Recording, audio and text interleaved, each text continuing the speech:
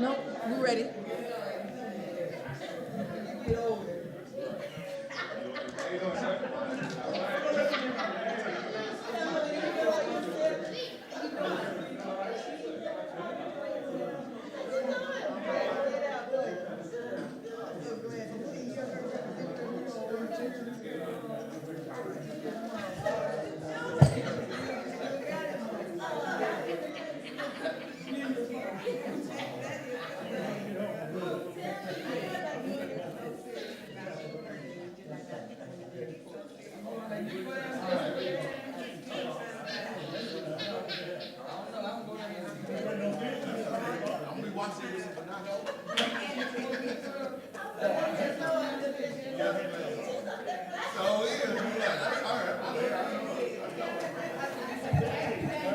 Check one, two.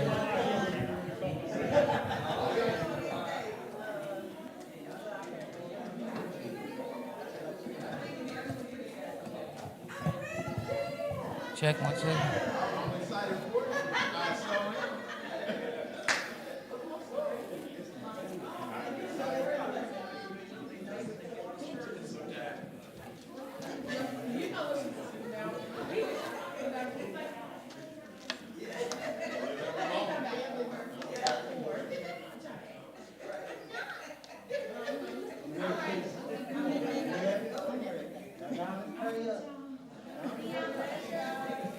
Oh, he said pray. All right, all right, all right.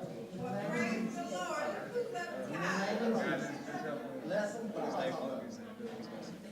Say what we're supposed to say. God's people. Amen. It's cool. Amen.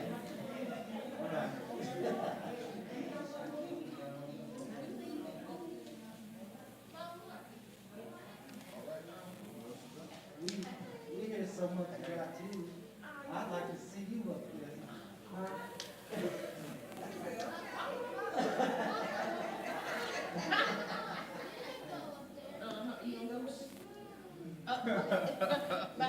All right.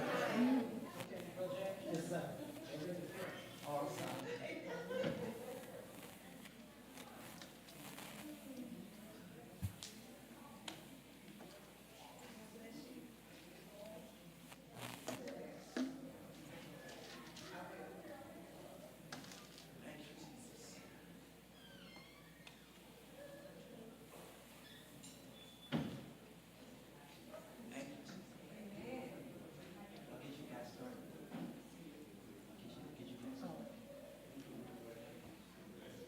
Praise the Lord, everybody. Hallelujah. All right, well, you see this middle chair here. It's not going to have to stay here.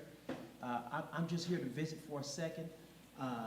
This wonderful couple, these are the Curlins. Amen. Amen. Amen. That's right, you give them a hand. All right. They're going to be facilitating this morning, and I'm just here to introduce, now I call him Rob.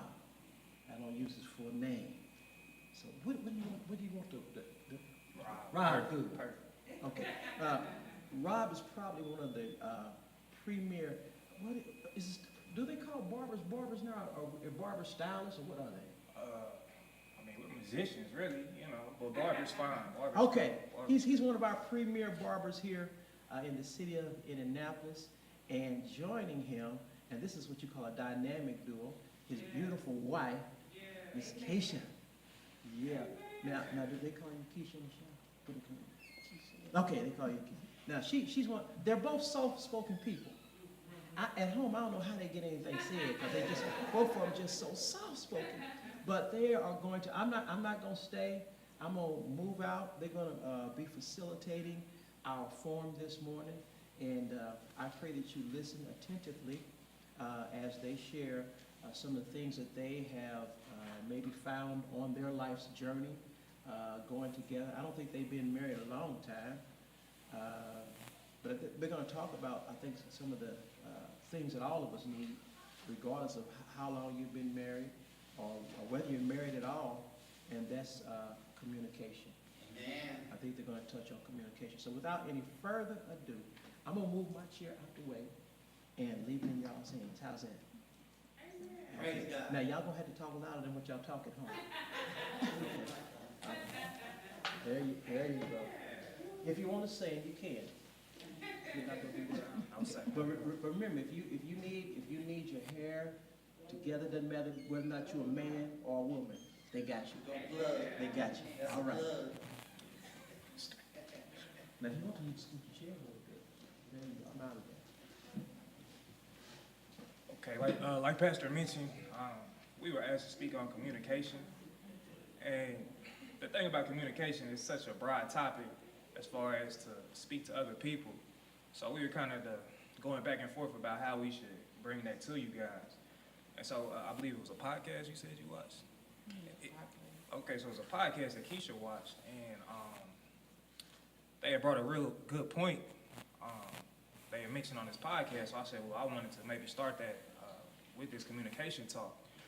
And that is kind of a question, I guess, something just for us to think about as we're talking. It was, if we can't sit and communicate with God for an extended period of time comfortably, then how can we expect to have successful communication relationships with each other? So it was a Bible verse I wanted to read. It's coming out of Isaiah. It's Isaiah 64:7.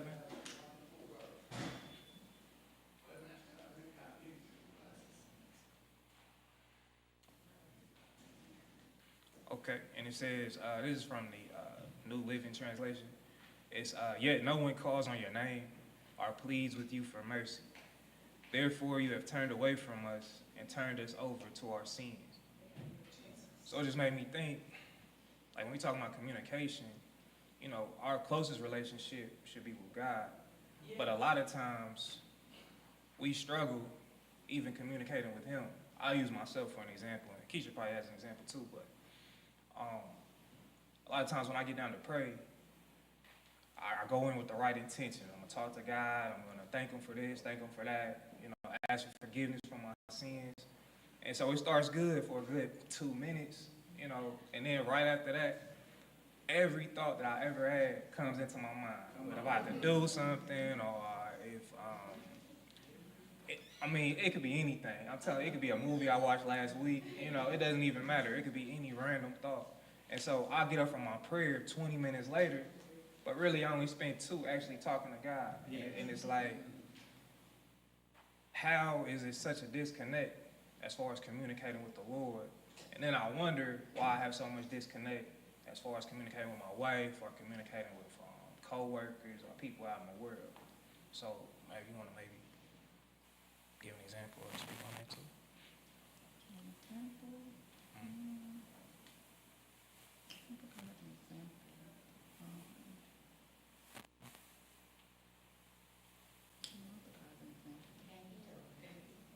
I don't think I have an example.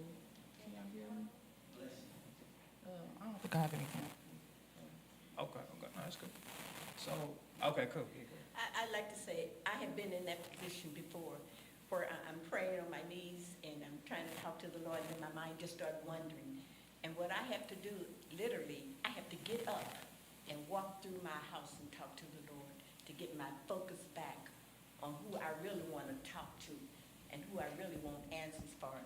But yeah, there are times that things just run through my mind, and I left my prayer, but I have to literally get up and move through the house, and that's what has helped me to get my focus back on my prayer to the Lord. So now, a lot of times, I'll just walk through the house and pray.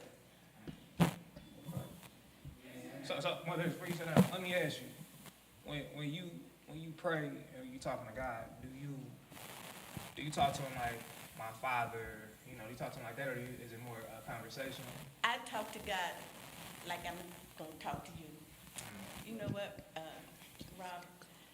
I know I haven't been the best this week. My mind has wandered in my prayer life. I just need you, Lord, to help me to keep my focus stayed on thee. Even when I'm reading my word, Lord, Satan tries to block the intent that you have for me to understand. So, Lord, help me in this. I said, I know that I need you, and I know that I want your help. And so I began to talk to God like we're having a conversation. It ain't all thee, thou, and all of that. I'm just talking to him, Lord, you know who I am. You know what I stand in need of. Won't you help me? Because there are times that I feel like he's not answering. And then I say, Lord, where are you? Why can't I hear you? Why can't I feel you? And it may be a day or two later, and he'll respond to what I've asked him. He may not do it right then, but it just makes me even the more talk to him even more. Lord, I'm waiting on you. I'm waiting on you to tell me what I should do. I'm waiting on to hear your voice on I'm learning to ask God even about my house, things I do for my house. Lord, is this the right time? So then I learned to wait on him. Yes. Because I had put in for some windows. I wanted to get some windows, and the man came to my house. He did it for 6 years. Then he would come back for he called me and talked with me. And I said, okay, Lord, I've asked you to take charge of every aspect of my life. So I'm going to wait on you to tell me when I should get these windows in. So the man kept coming, and so finally the Lord said, now. And that was 2 years ago. So I said, okay. So I called him, and I told him, and he says, you know what, Miss Harris, because of you and your conversations with me, that I'm now going to church. He says, I'm not the salesman. I am the owner of the company that keeps calling you. And I'm like, and he would come to my house and we would talk 45 minutes. But I find myself talking about the Bible to him. And so I'm like, Lord, thank you. So that's the way I talk to the Lord. I just talk to the Lord like I'm having a conversation with you or with anybody else. I don't go through all that D-thousand, no. I just talk to him because I want him, he knows my heart already. And I just want to be real with him. Yes, ma'am. Thank you. I'm sorry, Brother Carolyn, Sister Carolyn. You are a young couple, very well. It's my observation you're in positions that not very many young couples find themselves in your business success, and at least the appearance of a quality relationship. Now, in regards to communication, we'll make it relevant how we communicate with God, but share with us how even in challenging times, you communicate with one another, let's say in the resolve of an issue. Oh, you asking us to speak? That's right. Okay, yes, sir. No, we actually don't get to that. Yeah, yes, sir. That was actually the segue into that. Okay, that's so that's actually what our next point was. A lot of times, just like I was giving the example of when we pray and how we having that problem in communication with God, and I think it's because we don't do it enough properly. You know, I think we can translate that over into our own personal relationships, and the fact that a lot of times we communicate often, but we're not communicating correctly. So even myself and my wife, we've had communication issues throughout our relationship, but I feel like it's not because for a lack of communication, but it was lack of effective and correct and even biblical communication. And I feel like a lot of times we as people, we use our own wisdom to communicate with each other instead of using biblical principles, you know. So you know, we want to hop in, as far as. So that goes into the power of our words then, our next, what we wanted to talk about next. And I guess just like what Robert said, being intentional about our conversations when we do communicate, and not just saying anything. I guess an example would be, that would be relatable to us would be like gossiping. When we're talking to family members and friends, we sometimes speak unintentionally, like we're not using our words intentionally, so it's not effective communication.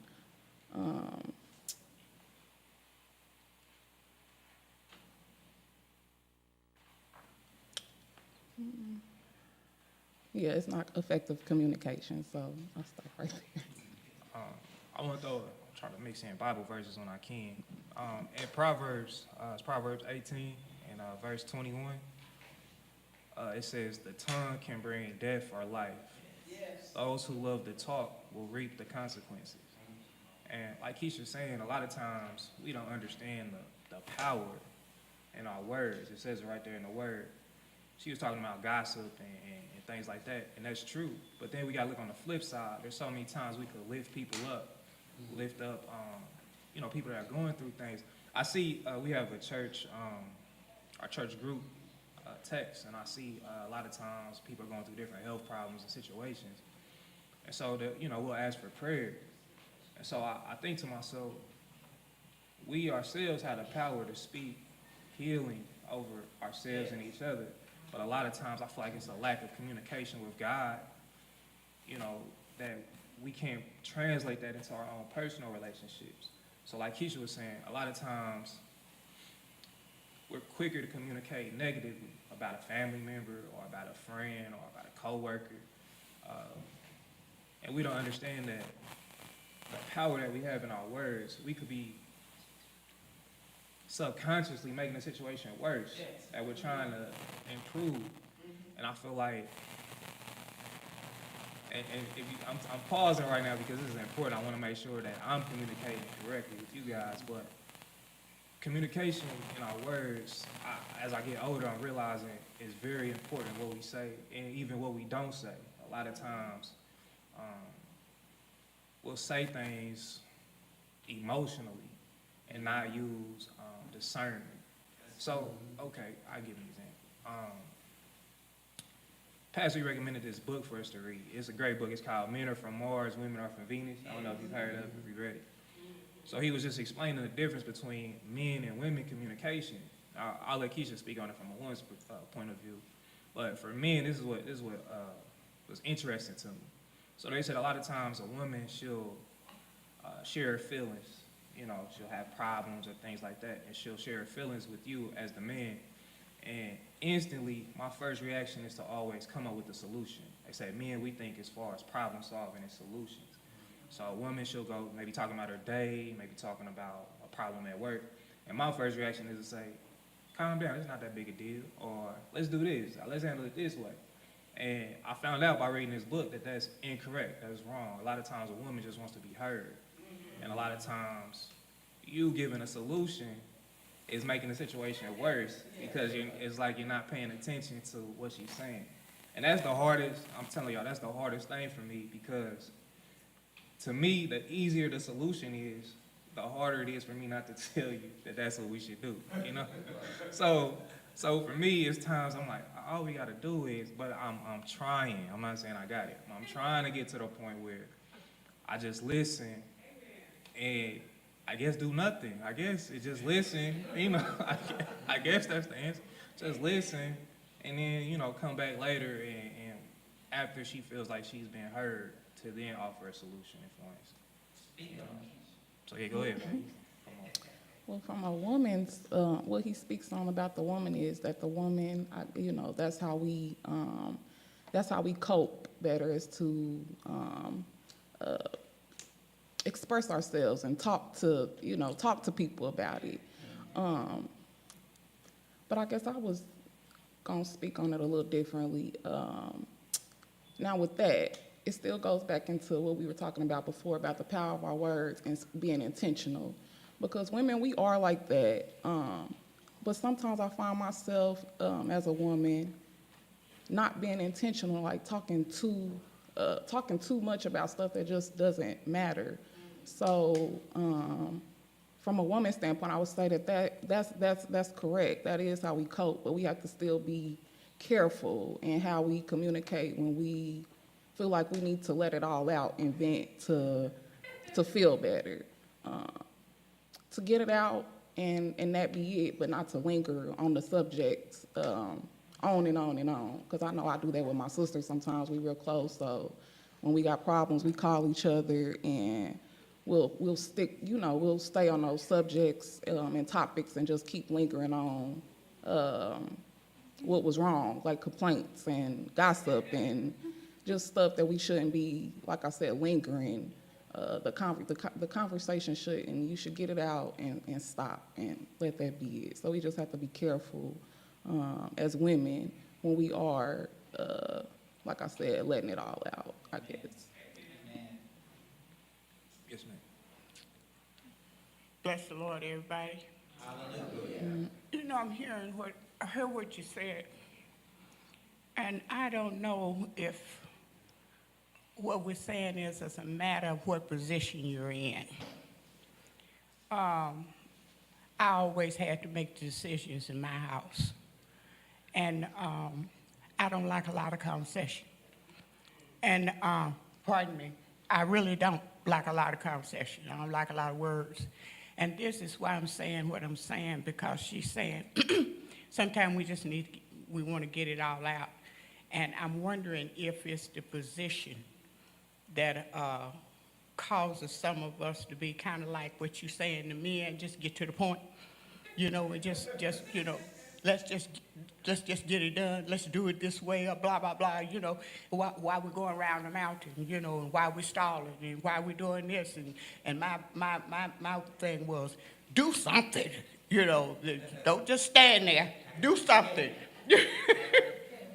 So like I said, wasn't trying to disagree with anything, but I was asking the question, could it be more about the position that women are in now, especially in this day and age? When I was married 54 years. I got married when I was 16. But I'm number 2 out of 10 children. My older sisters were epileptic, so most of the things fell on me. Even though there was a mother and a father in the house, there were some things that goes to the oldest or goes to the children. And I was always the one, that it came to. Then when I got married, I didn't have an aggressive husband. And so it continued on. And so I'm saying, I see the solution. I know what we got to do to get it solved. Don't be holding me no conversation about it, Don't mean I'm right, but, because of the position I'm in, I got to count the money. I have to do all of pay the bills. I have to do all of these things. So what are you talking about? That's just me. Okay. So I guess it's not a one-size-fits-all situation, is what I got from this. Yeah, okay. Cause So just kind of piggybacking a little bit, what I picked up from Minister Murray's comment, I think a lot of it has to do with just like personality and knowing partners and just kind of going into love languages and personalities, because everybody's communication style is different. It's not a one size fits all. Some people are just kind of straight to the point, problem solvers, fixers. Others, like for me, I'm like a talker. I can go on and on. But it used to be a time to where I internalized so much to where if somebody said something that offended me or said something, even they may not have meant it in a bad way, I would internalize that and I would shut down totally. I wouldn't talk, I wouldn't say anything. And it would just build up, fester, to the point to where then when I did want to say something, it just was just kind of like it was just a lot. So I just think it's important too, just to maybe have conversations just in general about, partners, love language, communication styles, preferred communication styles, just to kind of get a better understanding. And it's important too, is just not to, let things fester to where maybe when it does come out, it comes out harsh, it comes out abrasive. And then that way, I think you could kind of, build that, rapport and understanding and, communicate effectively. And sometimes we communicate out of emotion maybe something's going on at that moment. So even, during those times, sometimes it's best to just, wait till, tempers, emotions are calm and communicate that way, so.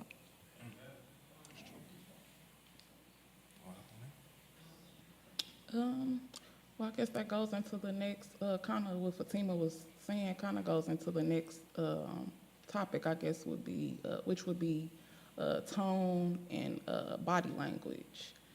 So, right? So that's Yeah. what- Okay. so- Okay. I don't want to cut you. But before we get into that, I just want to bring up because you guys make good points, and I guess it's an added dynamic to it. There's another book we were reading. It's called the Birth Order book, and it was just speaking on how, depending on where you were born in your family, if you're firstborn, middle child, a baby, it shapes your personality. So a lot of times, how we act, like Cuz was saying, a lot of times we have to use discernment and when we communicate and see exactly who we're communicating with. Because a lot of times how you might speak to somebody who was the firstborn would be totally different than how you might speak to somebody that was the baby. So it's a lot of dynamics at play. It's not just a black and white situation. Like even Minister Murray was saying, sometimes depending on how you were raised or what you had to do at a young age, maybe you'll take on more responsibility. So you'll have more of a, I don't want to say manly, but more of, an aggressive or a handle business personality. Whereas someone who maybe was the baby or just was spoiled or whatever you want to say would have more of that. I guess I don't want to say submissive, but more of that willing to kind of be led. So now that brings us to the next point, as far as a lot of times when we are talking to each other, the biggest thing isn't even our words, it's our outward, it's our body language, it's how we look. So I'll let Keisha go ahead and speak on that as far as body language and things. Now, I'm not too good with the body language, because I'm not, people tend to tell me that I'm always looking mean. I may have been looking mean while I've been sitting here, so I'm not real good with the body language part, but tone, I can speak on tone, I guess. Just the way the way we speak to people. And I guess not just body language and tone, but, well, you said it earlier, like reading the crowd, like trying to read that person, not just, what am I trying to say? Not just, well, I said it earlier, not just talking to be talking, but now as you're talking to somebody, there's a way you have to be so that it's not taken the wrong way. And then sometimes I feel like people understand what they're doing. Like maybe, for an example,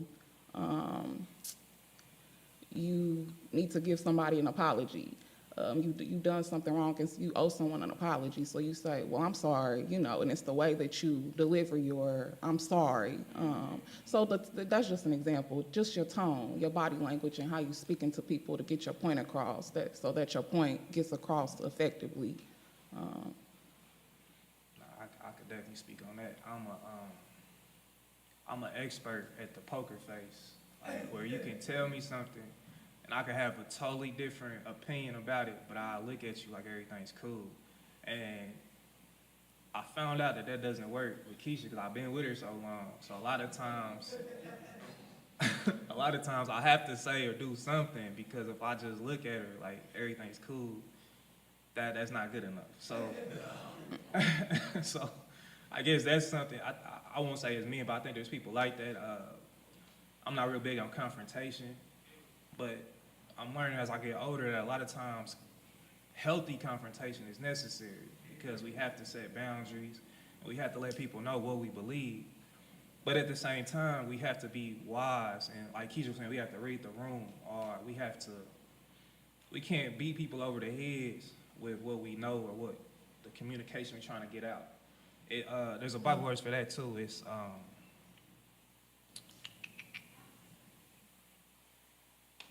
Matthew 10. You said not to hit people over the head, but what we trying to get out. Yeah, That's good. I got that from past.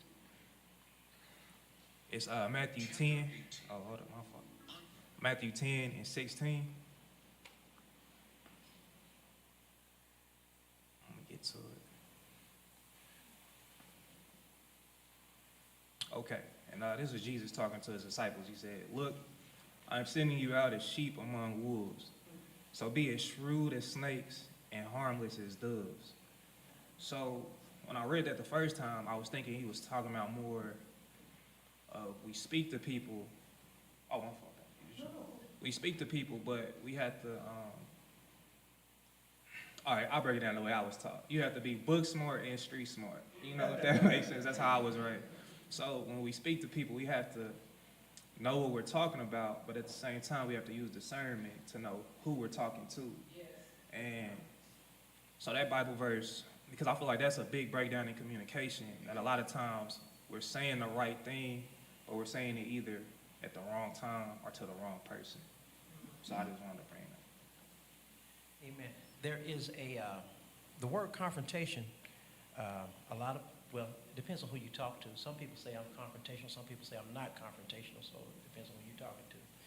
But there's nothing wrong with confrontation, because actually the word comes from something that means to come face to face. That's what its base meaning is to come face to face. And the Bible says, how can two walk together except they come face to face?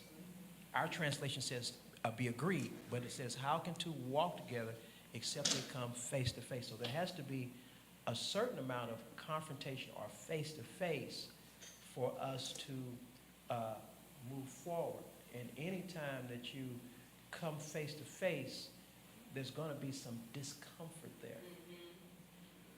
But it's necessary if we're going to be agreed. We have to have that confrontation. We have to have that face to face. That's a good point. And I feel like a lot of people, they don't see it the way Pastor mentioned it. So either they run from confrontation or they seek it out. And I feel like both ways are too much. Like, a lot of times, our message falls on deaf ears because we're either so ready for a confrontation, or when we speak to people, we're trying to appease them so that what comes out is not even what we really want to say. So, no, go ahead. I was going to say, I pretty much agree with, all the comments that are here in the room, but what I found in my relationship with my husband is a fixer. He's not, we'll talk about it and he's done. He doesn't want to talk about it 15 minutes, 20 minutes. I presented the problem, he's given a solution, and he's done. So what I found was, if I want to go on and on, that's when I have to find a girlfriend, to want to sit and listen, because he's just not going to do that. And that's just been my experience. That's actually mentioned in the book. That's about it. That's how, I feel like most men, they were talking about just how we're programmed. Like we take value in being able to help people, to being able to fix things. So a lot of times, that's our priority in any situation, is to try to fix it or make it better, So, Pops, what's up? Being married for going on 12 years, and I have learned how to deal with my wife, but in a good way. And, I'm the oldest of 6, and being in charge all the time, and I'm also a fixer. What I say should go, but I learned communication. I listen to her, and I have learned to listen to all my boys, what they have to say, because if you don't listen to them, you don't know what's going on. So my thing is, I'm listening, and then when the conversation is over with, I may give them insight, but I want them to understand what we're talking about is, what you want.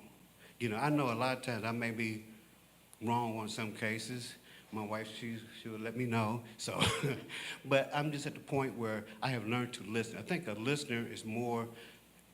I'm not a confrontational either, but I do stand my ground, and I'm gonna say no when it needs to be said no. But I listen to her, and I understand where she's coming from. And I think in our relationships, everybody should have, not to run away from it, but to bring it in so that everybody can understand in the situation. So,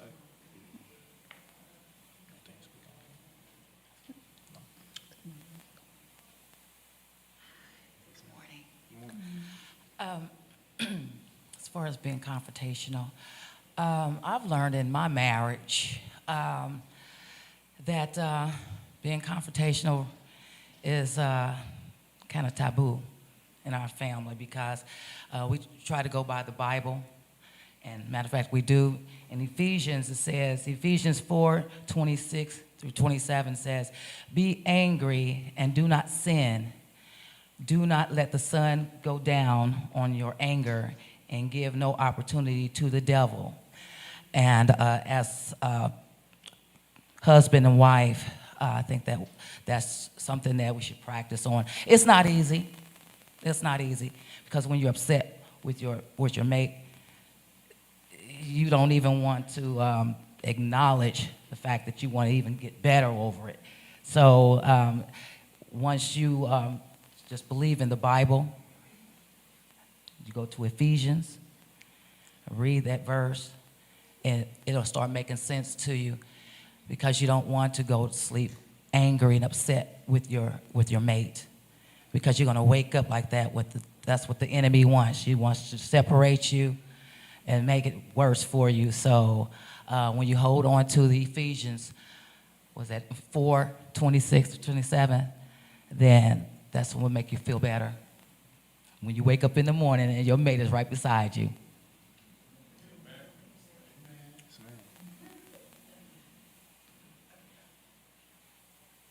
I'll be honest with y'all, that's easier said than done. I'll be honest with y'all. That sound good though. I understand what you're saying. You're right, but boy, when you in the thick of it, y'all, I don't know. For real, I'm just being for real. It would be nice. I think the world would be a happier place, but I don't know if that's. Yes. Something to strive for always. It's definitely, But I think we all can attest to this. When you're angry, that's why I said sin not. Because when you're angry, a lot of times you'll do things you won't normally do, say things you won't normally say. So I feel like that's still about reading a room, I guess you can say. I can't agree with what you're saying. Like, there's a lot of times, and I think other people say this, there's a lot of times when you see the conversation going to a certain level, you have to know that this is at least somewhere we need to stop and re-adjourn at a later time, And I feel like if we can master that, and I'm saying we as in myself, Keisha, probably everybody in here, if we can master just knowing, having that awareness of when the conversation, and this is not just as far as in your marriages and things like that, this is maybe with your children or with your parents. Sure. If you can understand that this conversation is going nowhere, if I continue to speak on what I'm speaking on, it's only going to cross a line, If we can get to the point where we at least understand that and we can stop it right there, I feel like we would have we would still get into it, but I feel like we could cease a lot of the damage that we're causing to our relationships. So I guess I would say a more simpler term, if we would maybe think before we talk. A lot of times that could solve a lot of issues. Like, really, I know people say that all the time, but like, truly think before we talk. Like, sometimes maybe what we have to say is not as important, or like Mr. Al mentioned, maybe that's just something that you want, or, so maybe if we just think a little bit more, like truly think before we talk, that could help out a lot. I have a two-part, comment.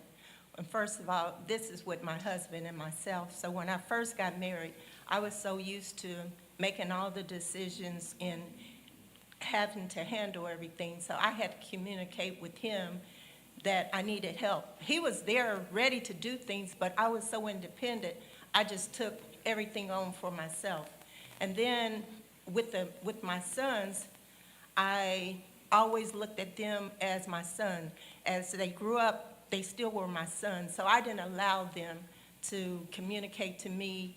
I was always telling them. And as I got older, I had to learn how to listen. And that was something you guys said. Listening is so important. And it wasn't like I was telling them more so than I was listening and seeing where they were at. And that's when I found out more about them. And I just appreciate that growth, that I had to learn how to listen with my husband and talk to him, and then wait to hear back, not be so anxious I can do it myself, I know how to do this, or I've taken care of myself all these years. So that comes in time. I agree.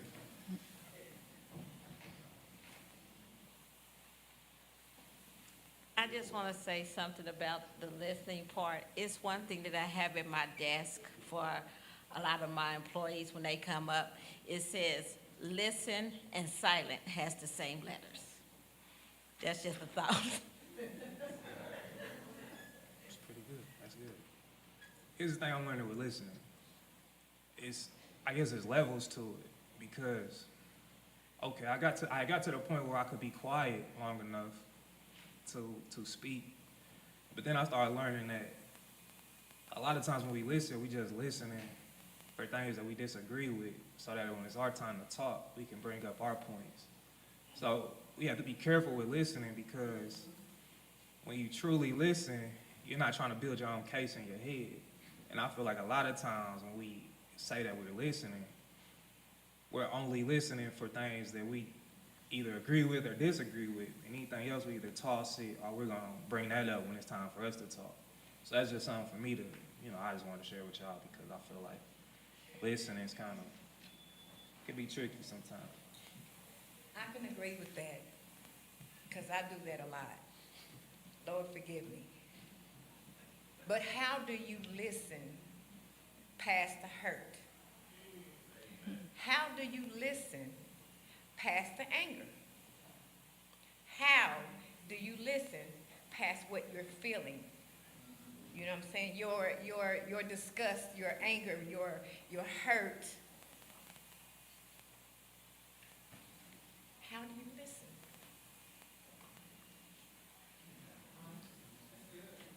That's a good question. I'm not sure.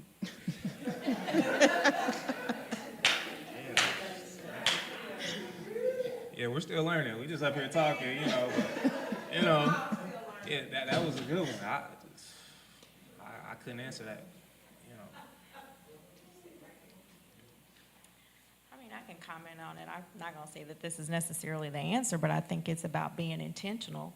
It's about two people that are intentional and putting their individual, if it's their, selfish needs aside, to kind of come back to the basics as to maybe what brought them together. And then, keeping God first and foremost, because if he's not in it, or, one person is on one end of the spectrum, with God, and maybe other person's on the other end, then, it's probably always going to be conflict. It's probably always going to be communication gaps until you can come on one accord that way, and then let him be the one that can guide the both of you and help you to heal, past the hurt, and just have that open dialogue. That's good. That kind of reminds me, go ahead. I was just gonna say, a lot of times, we tend to let God be the resolve, I guess you could say. And that means that we then step back and don't put forth the actions that we need to, because we're, like you said, trying to keep God in the forefront and let the Lord, minister to us. Now, what I normally do, so that I don't hold grudges, I don't continue on with my anger or my frustration or whatever, I talk to the Lord, and I ask the Lord to help me and help him, so just to reveal some things. If it's me, Lord, let me know what it is that I'm doing. But a lot of times when, you know what I'm saying, he's trying to express that to me, I'm not receiving it that way. And it's a lot.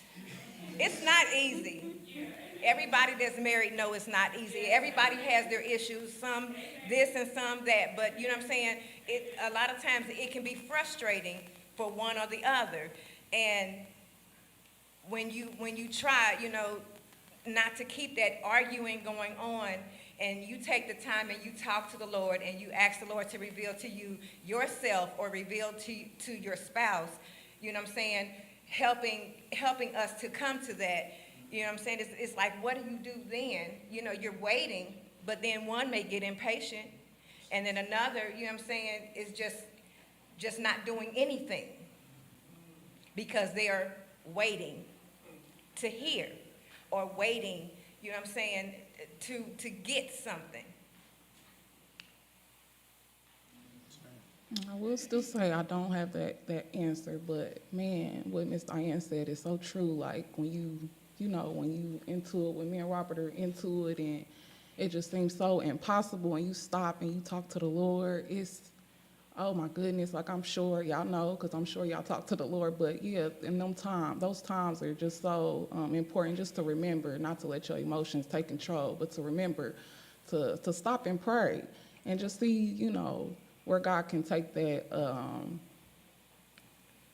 that situation. So it's amazing. You know, one of the things that I think play into this is we have not taken into consideration the fact that when we start out, we are unevenly yoked. You know, because if we were evenly yoked, our thinking would probably go in the same direction and we wouldn't have all this pulling and carrying on. But because we didn't start out spiritual and we started out in the natural, we have to work our way to the spiritual part of it in order to become equally yoked together. So that way it brings down the tension, the frustration, and the fussing and fighting. And but I have found myself in situations where it got to the place where I just stopped talking. Yes. You know, if you want to argue and talk and be all out of order and whatever, I just stop talking and let you talk by yourself. And then when you get yourself come down from that level, and then if we really need to discuss this, we go back into the conversation with rules. You know, we're going to have some rules so that way, you know, when you get to the place where you can't hear or can't, you know, kind of come to an agreement about something, either we're not going to talk about it anymore or we're going to finish it. Now, until you get to that point, we're not going to have this conversation. So I think that keeps down man getting up slapping his wife away from the table because she got the last biscuit, you know, or something like that. So, you know, I'm serious. Sometimes you just have to stop talking.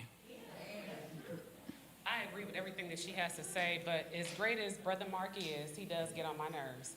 And so, but I'm sure I get on his too. I mean, it's a two-way street. But what I found sometimes when I feel like, a lot of times marriage is shut mouth grace. Sometimes you just have to take those things to God and just leave them there. Now, and I think Pastor kind of talks about too, love is an action word. It's a devotion, whether you feel it or not.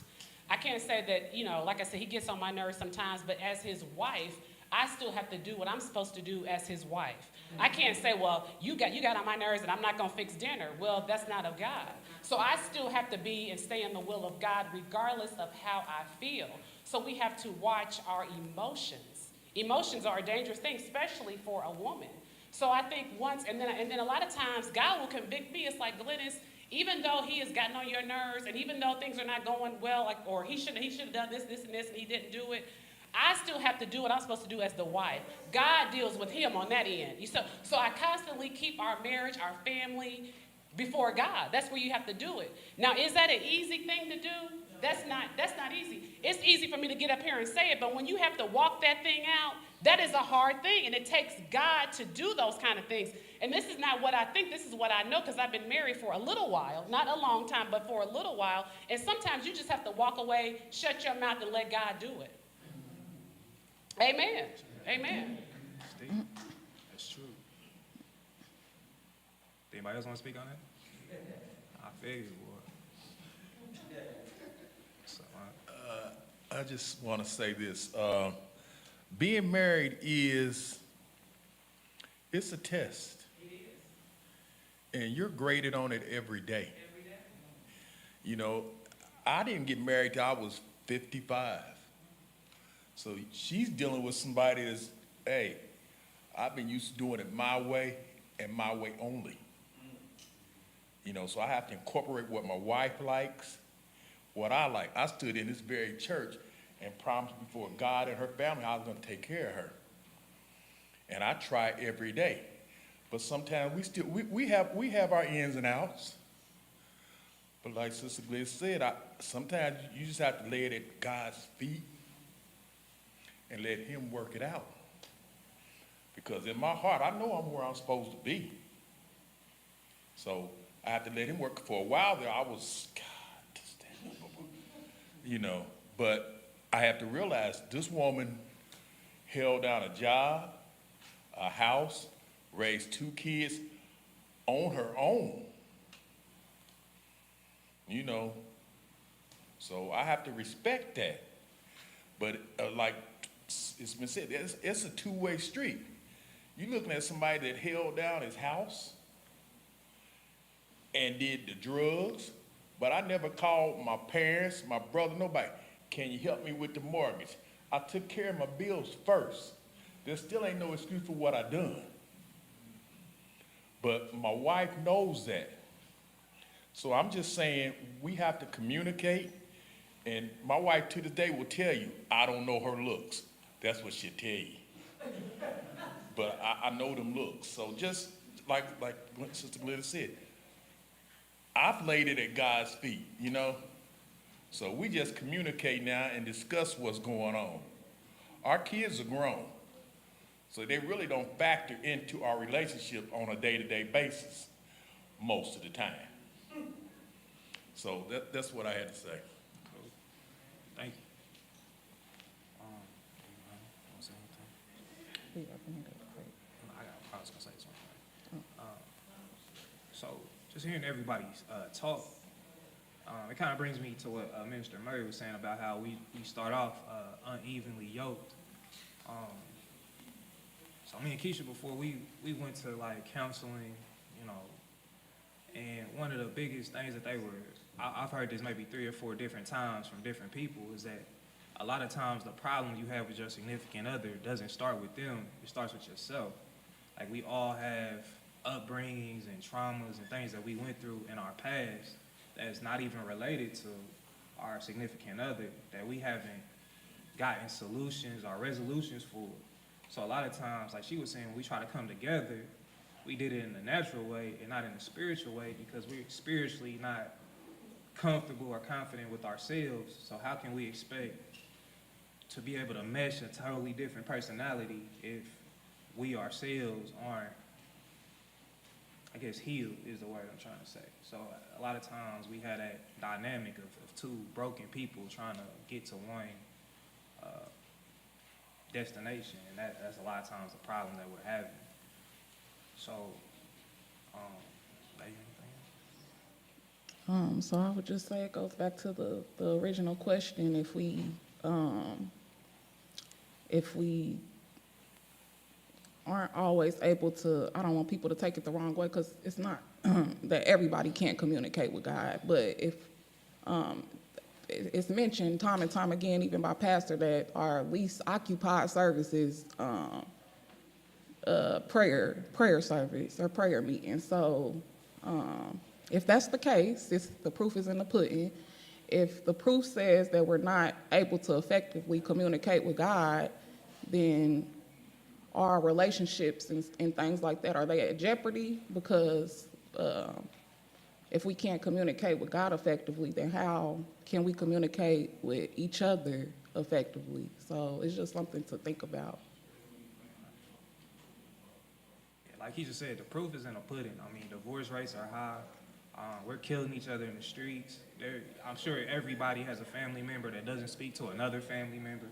So, I mean, you get to the point where it's like, if we believe God's word and we believe that prayer has power, then why are we still dealing with a lot of the same issues that we're dealing with? So we all get up here and we say, hey, we have to listen, we have to not talk as much, we have to believe God's word. But a lot of times us acting that out is not the same as us speaking it, you know? So we just have to we have to humble ourselves, basically, and we all, I feel like, could work on our communication.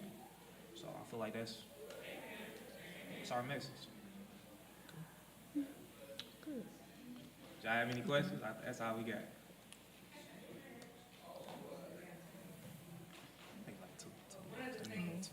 One of the things that I realize is that in our frustration, in our anger, in our communicating one to another, we can't change anybody. So if you see that it's what you're doing and you keep doing the same thing over and over and over again, the best thing for you to do is, like they said, stop. And then, you go talk to the Father and that's just what I have been doing. That's what I do on a regular basis, because I know that I can't convince you to see things my way. You can't convince me to see things your way. And instead of us keep, tugging back and forth with the issues that are at hand, because we can't do anything about it, then the best thing to do is allow the Lord to move. If you go fervently before God on those individuals or on whatever the matter may be, then, trust and know. Trust and believe that God will work things out.